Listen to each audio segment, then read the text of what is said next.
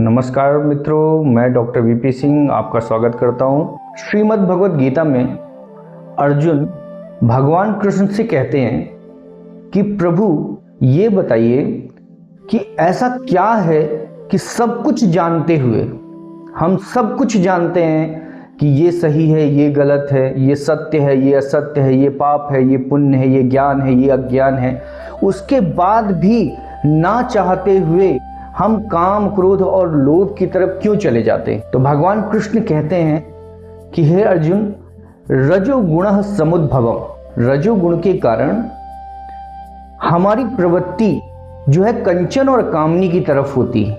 अब ये रजोगुण क्या है? सदा कुछ भी चाहने की इच्छा, सदा कुछ पाने की इच्छा।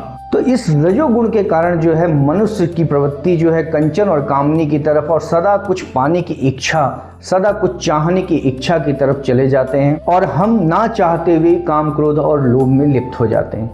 अच्छा, ये काम, क्रोध और लोभ, इनके विकार के कारण शरीर में भी 3 प्रकार के रोग उत्पन्न होते हैं: वात, पित्त और कफ।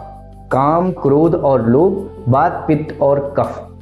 तो इन 3 विकारों के कारण ही हमारे शरीर में शरीर संबंधी सारे रोग प्रकट होते हैं।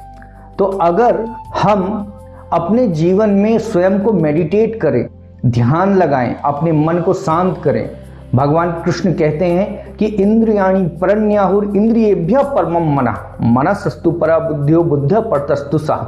भगवान कहते हैं इंद्रियों से परे मन है, मन से परे बुद्धि है, बुद्धि से परे चित्त है, चित्त से परे आत्मा है, आत्मा से परे परमात्मा है। तो भगवान कहते हैं कि अगर मनुष्य अपने मन को एकाग्र करे, क्यों?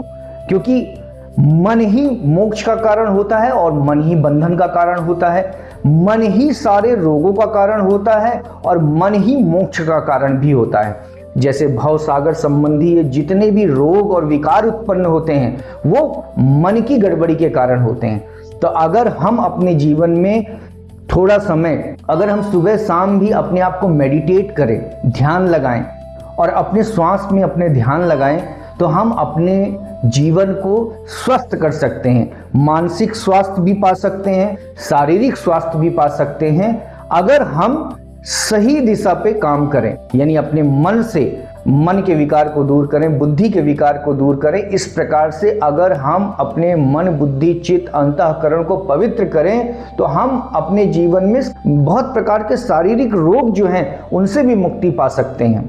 तो इसलिए सारे रोगों का कारण जो है वो काम, क्रोध और लोभ और स्ट्रेस फ्री लाइफ यानी वर्क लाइफ बैलेंस, किस प्रकार से हम इस संसार में अपने जीवन को सुचारू रूप से चलाएं जिससे कि हम एक स्वस्थ जीवन जी सकें। तो इस प्रकार से हम अपने जीवन को बदल सकते हैं। थोड़ा सा ध्यान करके, थोड़ा सा एक्सरसाइज करके, थोड़ा सा मन, बुद्धि और जो अंतःकरण है उसको पवित्र करें और स्वयं को मेडिटेट करें, ध्यान लगाएं।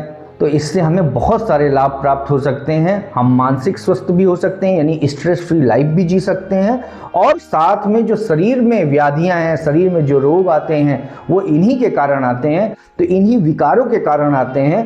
तो जिस प्रकार से आप अगर अपने जीवन में ये सारी चीज़ें उतारें और थोड़ा थोड़ा समय इन सब चीज़ों को दें, थोड़ा थोड़ा समय अगर अपने जीवन में आप निकाल करके और अपने जीवन को सही करें, यानी थोड़ा सा ध्यान, थोड़ा सा भजन, थोड़ा सा एक्सरसाइज और खाने पीने की शुद्धता पे ध्यान दें।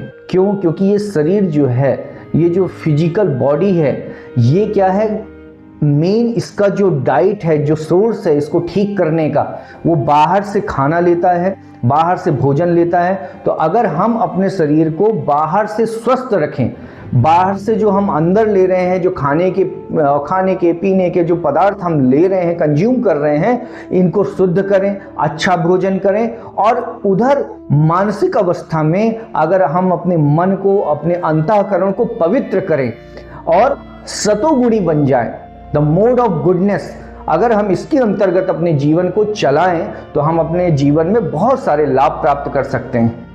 बहुत बहुत धन्यवाद।